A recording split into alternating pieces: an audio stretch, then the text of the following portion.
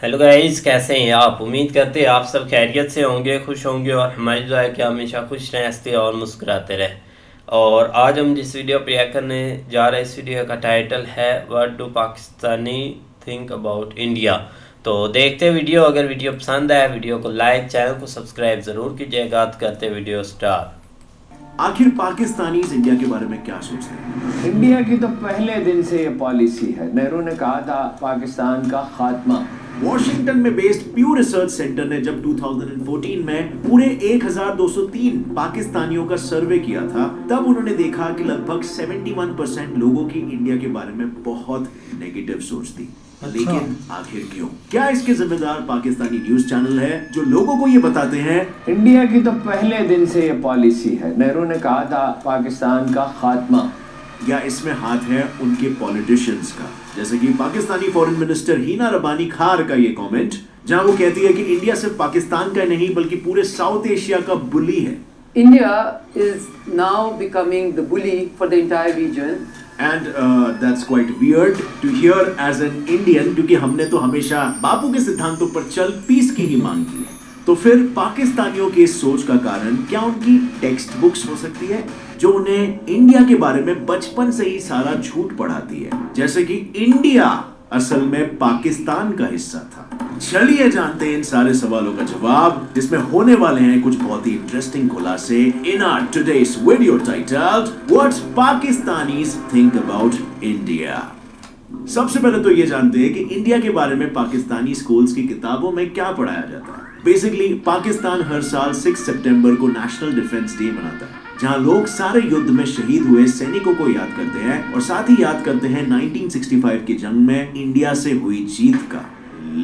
लेकिन एक मिनट, 1965 का वॉर तो हम जीते थे ना, हम इंडियंस।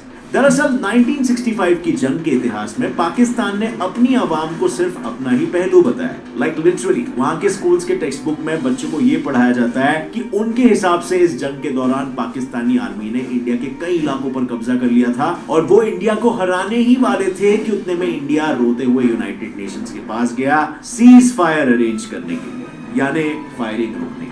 जिसके बाद पाकिस्तान ने जिन इलाकों पर कब्जा कर लिया वो सारे इलाके इंडिया को लौट, और ये सारी चीजें पेशावर के 5th स्टैंडर्ड के स्टेट बोर्ड टेक्स्ट बुक में, जिसे पढ़ के वो ये कहते हैं कि 1965 की जंग में इंडिया की हार और पाकिस्तान की जीत हुई थी। वहीं दूसरी ओर इंडिया के एनसर्ट यानी national council of educational research and training के 12th स्टैंडर्ड के टेक्स्ट बुक में लिखा हुआ है कि इस बहुत ही भयंकर युद्ध में इंडियन आर्मी लाहौर के बहुत ही करीब पहुंच चुकी है, पर जंग को यूएन ने बीच में आकर रोक दिया था। भले इस दौरान इंडिया ने पाकिस्तान का काफी मिलिट्री नुकसान किया, लेकिन 1965 की जंग ने इंडिया के खराब आर्थिक हालतों पर और तनाव डाल दिया था। सो इन अ वे इंडिया में यही पढ़ाया जाता है कि इस दौरान जीत इंडिया की हुई थी। पर आखिर सच क्या है और झूठ क्या? इस जंग में जीत हुई किसकी थी?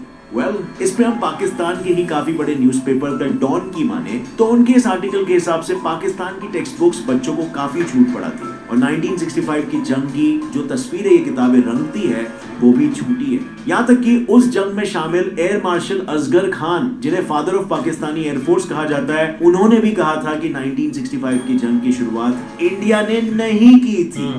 हिंदुस्तान की फौज ने हमला नहीं किया। इसके बारे में 5th स्टैंडर्ड की बुक्स में पेशावर के स्टेट बोर्ड्स के टेक्स्ट बुक कहते हैं कि 1965 की जंग के बाद ईस्ट पाकिस्तान, जो कि बांग्लादेश बना, में रह रहे हिंदुओं की मदद से इंडिया ने वहां के लोगों को वेस्ट पाकिस्तान के खिलाफ भड़काया और फिर दिसंबर 1971 में इंडिया ने खुद ईस्ट पाकिस्तान पर हमला बोल दिया। इसी षड्यंत्र के कारण ईस्ट पाकिस्तान हमसे अलग हो गया। इसीलिए हम सबको मिलिट्री ट्रेनिंग लेनी चाहिए और दुश्मनों से लड़ने के लिए तैयार रहना चाहिए। वहीं इंडिया के 12th स्टैंडर्ड की पॉलिटिकल साइंस टेक्स्ट बुक में लिखा गया है कि वेस्ट पाकिस्तान के लीडर्स ईस्ट पाकिस्तान के लोगों को सेकंड क्लास सिटीजन्स की तरह ट्रीट करते थे, जिससे तंग आकर वहां के बंगाली पॉपुलेशन ने उनके खिलाफ वोट करके प्रोटेस्ट किया। लेकिन पाकिस्तानी रूलर्स ने उनके इस डेमोक्रेटिक वर्डिक्ट को एक्सेप्ट नहीं किया। उसके बजाय उनकी आर्मी ने 1971 में ईस्ट पाकिस्तान के लीडर शेख मुजीबुर रहमान को अरेस्ट कर लिया और ईस्ट पाकिस्तान के लोगों पर अत्याचार करना शुरू कर दिया था, जिसे ऑपरेशन सर्च लाइट कहा जाता है। इसके रिस्पॉन्स में वहां के लोग बांग्लादेश को पाकिस्तान से अलग करने के लिए लड़ने लगे। 1971 के दौरान बांग्लादेश से करीबन 80 लाख रेफ्यूजीज भागकर इंडिया आए थे। और उस वक्त इंडिया ने बांग्लादेश को उसकी आजादी की लड़ाई में मॉरल और मटेरियल सपोर्ट दिया। असलियत यह है कि इस वॉर की शुरुआत पाकिस्तान ने ही अपने ऑपरेशन चंगेज खान से की थी, जिसके तहत दिसंबर 3, 1971 की शाम को पाकिस्तानी एयरफोर्स ने 11 इंडियन एयर स्टेशंस पर हवाई हमले किए थे। जिसके बाद इंडिया, जो अब तक इंटरनेशनल प्लेटफॉर्म्स पर बांग्लादेश के लिए आवाज उठा रहा है, उसने हथियार उठा लिए और यहां से शुरुआत होती है 1971 की जंग की। पर अगर आपको और भी डिटेल में 1965 और 1971 की जंगों के बारे में जानना है तो ऊपर दिए हुए आई बटन में जो वीडियो है उसे क्लिक करके देख सकते हो। पर इंडिया और पाकिस्तान के इतिहास के बारे में इन किताबों में लिखी हुई झूठ की ये लिस्ट यहीं पर खत्म नहीं होती। ये किताबें एक और जो सबसे बड़ा झूठ है ना, वो कहती है, वो है इंडिया पाकिस्तान के बंटवारे के दौरान हुए दंगों के बारे में। लाहौर के 12th स्टैंडर्ड के बच्चों के सिविक्स ऑफ पाकिस्तान में राइटर मजहर उल हक 1947 दंगों के बारे में लिखते हैं कि पार्टीशन के दौरान जहां मुस्लिम्स दूसरे धर्मों के लोगों को पाकिस्तान छोड़ते वक्त हर तरह से मदद कर रहे थे, वहीं इंडिया के लोगों ने मुसलमानों पर बहुत से अत्याचार किए। मुस्लिम रेफ्यूजीज जिन बसेस, ट्रक्स और ट्रेनों से आ रहे थे, उन पर अटैक किया, उन लोगों को लूटा गया और उन्हें बड़ी बेरहमी से मार दिया गया। लेकिन वहीं इंडिया में 12th के एनसर्ट टेक्स्ट बुक्स बंटवारे को और बंटवारे में हुए दंगों को क्वेश्चन करते हुए कहते हैं, क्या ये बंटवारा कोई कॉन्स्टिट्यूशनल अरेंजमेंट था या एक 16 महीने लंबा चलने वाला सिविल वॉर, जिसमें दोनों भी साइड के लोगों ने सामने वाले को दुश्मन करार करके उसके पूरे पॉपुलेशन को मिटाना चाहा। अब असलियत क्या है वो तो जग हाजिर है और ताली तो कभी एक हाथ से बजती नहीं है। 1947 के बंटवारे ने करीबन 10 लाख लोगों की जानें ली और 2 करोड़ लोगों को बेघर करके छोड़ा। इन दंगों ने ना तो मजहब देखा, ना उम्र देखी और ना मर्द औरत का भेदभाव किया। और इसीलिए ऐसे में ये कहना सही नहीं है कि दोनों में से कौन सा देश सही था या फिर किसने कितने अत्याचार किए। पर अब हम बात करेंगे सबसे मेन मुद्दे पर, जो है कश्मीर। अपने एक वीडियो के लिए एक पाकिस्तानी यूट्यूबर ने आम पाकिस्तानी लोगों से एक सवाल पूछा था कि आप इंडिया से क्या लेना चाहोगे और उन्हें क्या देना चाहोगे। तब उस दौरान इंडिया से क्या लेंगे, उस पर लोगों के कुछ ये जवाब थे। लेना तो कुछ भी नहीं है, लेकिन उनसे ले लेंगे। कश्मीर बनता है राइट जो है ना सबसे जरूरी। एक मिनट, कश्मीर पाकिस्तान का कब था? वेल, चलिए सबसे पहले तो इन भाई साहब की गलतफहमी को क्लियर करते हैं। तो बेसिकली हम सभी को पता है कि बंटवारे के दौरान कश्मीर के राजा हरि सिंह ने यह फैसला लिया था कि कश्मीर किसी भी देश के साथ नहीं जुड़ेगा बल्कि एक इंडिपेंडेंट देश रहेगा। लेकिन बंटवारे के दौरान दोनों भी देशों में काफी दंगे फसाद और खून खराबे हो रहे थे और ऐसे में नेशनल ज्योग्राफिक के आर्टिकल के अनुसार पाकिस्तान की गवर्नमेंट कश्मीर को पाकिस्तान ज्वाइन करने के लिए फोर्स करने लगी। पर जब फोर्स से काम नहीं चला तो उन्होंने कश्मीर में रहने वाले प्रो पाकिस्तानी रिबेल्स को फंड किया कश्मीर में दंगे कराने के लिए। उन दंगे खोरों ने करीबन पूरे वेस्टर्न कश्मीर पर कब्जा कर लिया था और सितंबर 1947 में पाकिस्तान के पश्तून ट्राइब्समैन बॉर्डर क्रॉस करके कश्मीर आ चुके थे। तब हरि सिंह डरकर इंडिया के पास आए मदद के लिए और मिलिट्री असिस्टेंस के बदले वो इंडिया को कश्मीर का हिस्सा बनाने के लिए राजी हो गए। लेकिन पाकिस्तानी टेक्स्ट बुक्स ये थोड़ी बता सकती है कि हमने कश्मीर में लोगों को दंगे कराने के लिए पैसे दिए थे। तो इसीलिए वो लिखते हैं कि राजा हरि सिंह ने कश्मीरी मुसलमानों के खिलाफ एक बहुत ही वायलेंट कैंपेन शुरू किया था। पर जब पाकिस्तान की सपोर्ट से कश्मीरी लोग खुद पे हुए अत्याचार के खिलाफ आवाज उठाने लगे, तब हरि सिंह इंडिया के पास मदद लेने पहुंचे और इंडिया ने उसकी मदद भी की। लेकिन अगर हम इंडिया के होम मिनिस्ट्री की माने तो आर्टिकल 370 के रद्द होने के बाद टेररिस्ट इंसिडेंट्स 2019 से लेकर अब तक 59% तक कम हो चुके हैं। इन 2 सालों में सिर्फ 59 लोगों की जानें गई हैं, उसमें भी कोई सिविलियन नहीं है। और JNK के पुलिस हेड्स के अनुसार इसके पीछे का कारण ये है कि यहाँ के यूथ का मिलिटेंट ग्रुप्स में शामिल होना ऑलमोस्ट 50% से भी ज्यादा कम हो चुका है। प्लस जो LOC है ना, लाइन ऑफ कंट्रोल, उस इलाके में जो लोग रहते हैं उनका भी कहना है कि इतने सालों में पहली बार उन्हें बॉर्डर के पास रहकर चैन की सांसें लेने मिल रही है, क्योंकि LOC पे भी वायलेंस कम हो चुका है।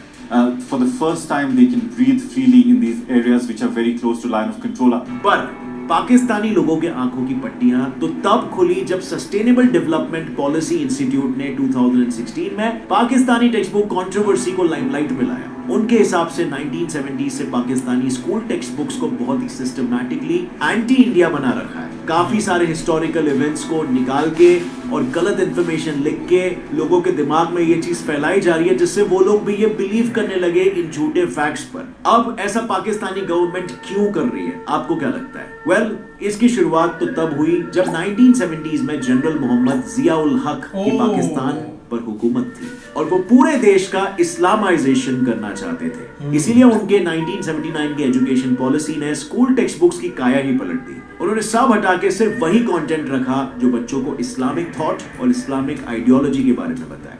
लेकिन उसी के साथ ये टेक्स्ट बुक्स बच्चों में इंडिया और हिंदू लोगों के बारे में इन जनरल काफी नफरत फैला रही है। और पाकिस्तान के सेनेट चेयरमैन रजा रब्बानी के हिसाब से ये सारे टेक्स्ट बुक्स बच्चों को डेमोक्रेसी से ज्यादा तानाशाही के बेनिफिट सिखाते हैं, जिसके बाद कई सारे पाकिस्तानी स्टेट बॉर्डर्स ने अपने टेक्स्ट बुक्स में रेशियल और रिलीजियस डिस्क्रिमिनेशन करने वाले सारे कंटेंट को ऑलमोस्ट हटा दिया। पर आज तक फिर भी कई सारी किताबों में इंडिया पाकिस्तान का झूठा इतिहास आपको नजर आएगा ही। लेकिन अभी एक अच्छी चीज ये हुई है कि अब दोनों देशों के लोग एक दूसरे से सोशल मीडिया पर कनेक्ट हो पाए। दोनों देश के लोग एक दूसरे को जान रहे हैं, पहचान रहे हैं, जिस वजह से आज के यंग जनरेशन के लोगों की सोच इंडिया के प्रति थोड़ी बदल चुकी है। वहाँ के लोग पाकिस्तानियों से बहुत ज्यादा मोहब्बत करते हैं। इंडिया एक अच्छा मुल्क है, मेरे तो नजरिया अच्छा है कि अच्छा। इंडियंस हैं, बड़े अच्छे लोग हैं, आर्टिस्टिक प्यार करने वाले लोग हैं। पर अब सोशल मीडिया के जमाने में भी कुछ पॉलिटिशियंस लोगों को गुमराह करने के लिए ऐसा सब बोल रहे हैं। मतलब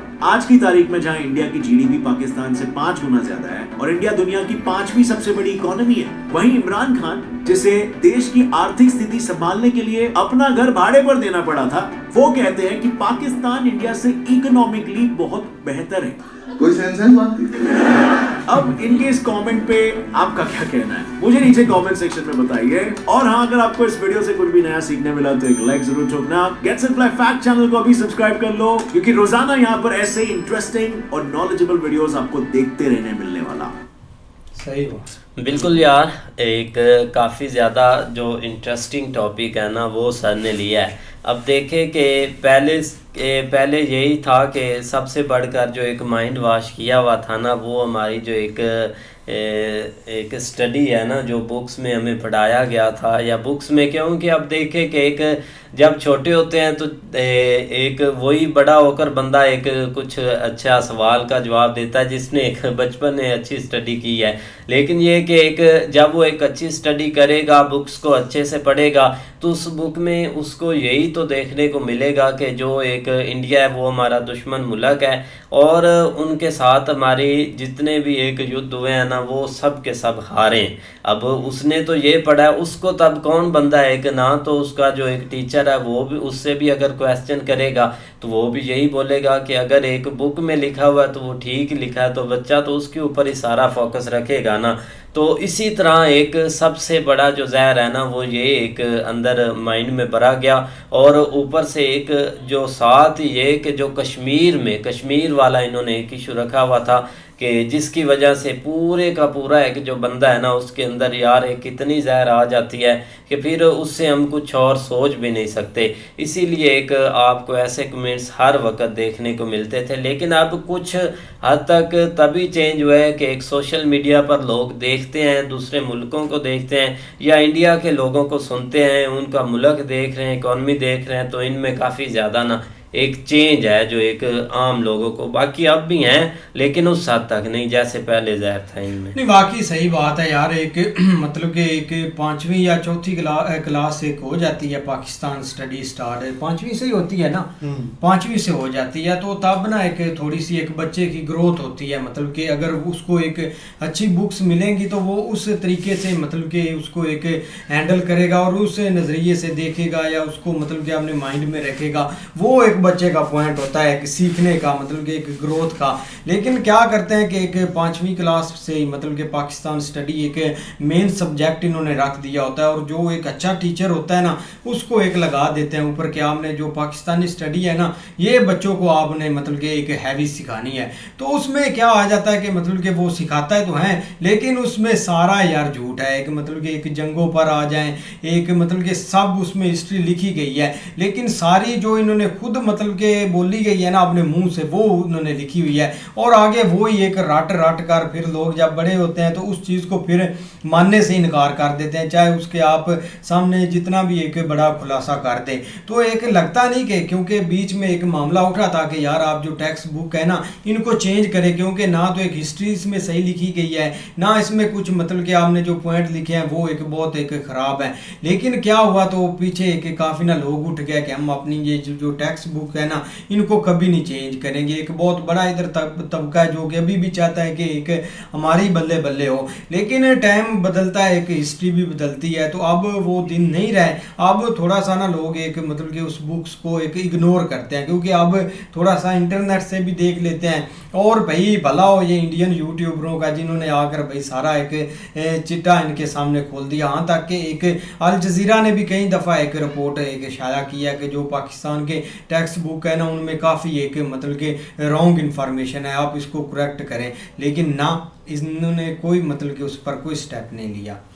नहीं, बिल्कुल ऐसे ही है। लेकिन ये कि एक आप स्टार्ट में आए तो जिस तरह एक 1965 की जंग है या बाकी जंगें हैं, वो 71 वाला सीन देख लें, और उसके अलावा ख़ासकर कश्मीर के हवाले से पहले यही हर एक बंदे का मौक़िफ़ था कि भाई एक वही एक हिट जो हिट थी ना वो मतलब एक ज़्यादा कश्मीर को लेकर थी। लेकिन जैसे जैसे वक्त भाई गुजरता गया और एक थोड़ा बहुत लोग एडवांस होते गए, टेक्नोलॉजी का दौर आया, मोबाइल दौर आया, अब लोगों को जो है ना वो काफ़ी हद तक इस चीज़ की समझ जो है ना वो लग चुकी है कि भाई एक जो भी मसले मसाइल है ना वो हमारे अपने अंदर के हैं, किसी का कोई कसूर नहीं है। उसकी वजह क्या है, लोग भी अब कंपैरिजन के ऊपर जो है ना वो बहुत ज़्यादा बिलीव करते हैं। जिस तरह आप लोगों ने देखा कि यार देख लो, अगर उन्होंने हमारे साथ जंगें भी लड़ी हैं या उनके पास इतना बड़ा एक एरिया भी है, इतनी आबादी भी है, उसके बावजूद यार वो खुशहाल है, लेकिन हम तो थोड़े से हैं।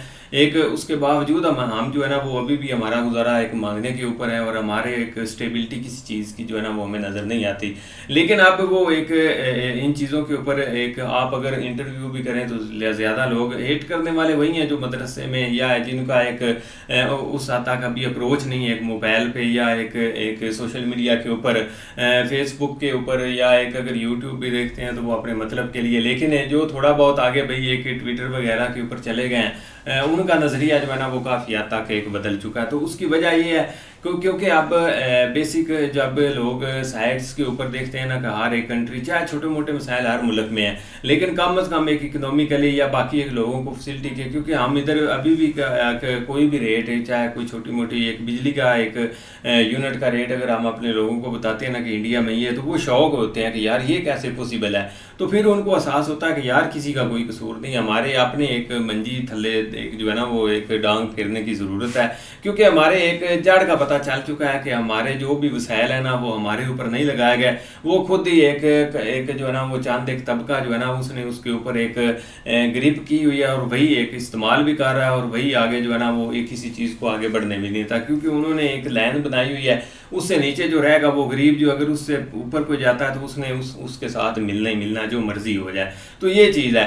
बाकी भाई एक नज़रिए के हवाले से बात करें तो इसमें कोई शक नहीं, कुछ लोग अभी भी मानते हैं नहीं ये कट्टरपंथी है, ये एक पाकिस्तानी ये कदम कभी ख़त्म नहीं हो सकते, लेकिन नहीं, अब चीज़ें जो है ना वो काफ़ी उसके अपोजिट हो चुकी हैं, क्योंकि इन्होंने जितनी मार इनको इस आप अपने मुल्क में पड़ रही है ना, ये कभी सोच भी नहीं सकते थे कि हमारे जो एक जिनके ऊपर हमें बिलीव था कि वो हमारे रखवाले हैं या हमसे प्यार करते हैं, उन्होंने इनको एक ऐसा चतरोल की है ना, तो अब इनको पता लग गया, इनकी आंखें खुल गई है कि नहीं यार हम किसी से क्यों नफरत करें, क्योंकि हमारा किसी ने क्या, क्योंकि अगर आप मेन रीज़न के ऊपर आए तो अब लोग सवाल करते कि यार एक कश्मीर के साथ सॉरी इंडिया के साथ हमारा मसला क्या है। अभी तक लोग इस चीज़ के ऊपर परेशान है, कुछ कहते हैं यार हमारा तो उनके साथ कोई इशू नहीं है कश्मीर, अब तो लोग ये कहते हैं हमें तो भाई कश्मीर की ज़रूरत ही नहीं है, जिधर जाता है जाए, क्योंकि हम आप खुद एक कश्मीर बने बैठे हैं, हमें जो है ना वो जो हम यहाँ पे चीज़ें फेस कर रहे हैं, कम अज़ कम जो है ना वो अगर हम उसको लेते हैं तो वो क्या करेंगे, उन्होंने भी कंगाल ही होना है, तो बेहतर है कि उधर कम अज़ कम उनको हर तरह की फैसिलिटीज़ जो है ना वो तो मिल रही हैं।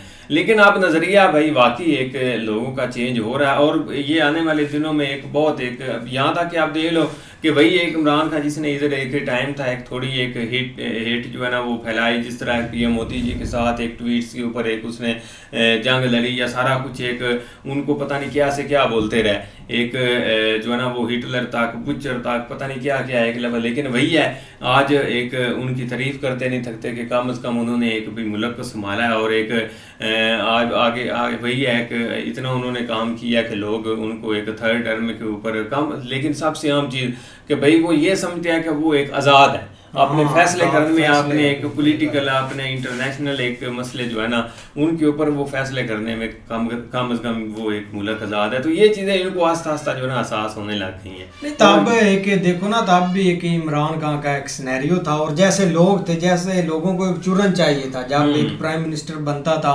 आते आते एक स्पीच देनी है कि इंडिया को एक मतलब के टारगेट करना, फिर एक न्यूक्लियर को मेंशन करना कि हमारे पास एक न्यूक्लियर है लिहाजा आप मतलब कि हमें धमकी नहीं दे सकते। तो लोग अब ना एक काफ़ी खुश रहते थे, एक अरब के मुमालिकिन के साथ थे कि कुछ थोड़ा सा हालात ख़राब होते थे उधर से पैसा पूसा लेकर आ जाते थे। लेकिन अब वो चीज़ नहीं रही, अब सब चीज़ें चेंज होंगी। या जितना एक अरब ठीक हुए हैं ना मुझे नहीं लगता कि कोई और ठीक हुआ होगा। पहले जो लोग इधर से उठते थे वो एक संभाल भी लेते थे इनको, हाथ आके जो इधर से मांगने जाते थे उनको भी मतलब के संभाल लेते थे। लेकिन अभी बहुत मुश्किल है कि पाकिस्तान के लिए। बिल्कुल, तो उम्मीद करते हैं आपको वीडियो पसंद आएगी। अगर पसंद आया वीडियो को लाइक, चैनल को सब्सक्राइब ज़रूर कीजिएगा। मिलते हैं नई वीडियो के साथ, तब तक के लिए अल्लाह हाफिज़।